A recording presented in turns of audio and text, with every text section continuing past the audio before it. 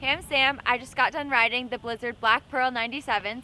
I think this is a great ski. It's definitely for a skier who's advanced or better. I think it would be a bit too much for someone who's an intermediate skier.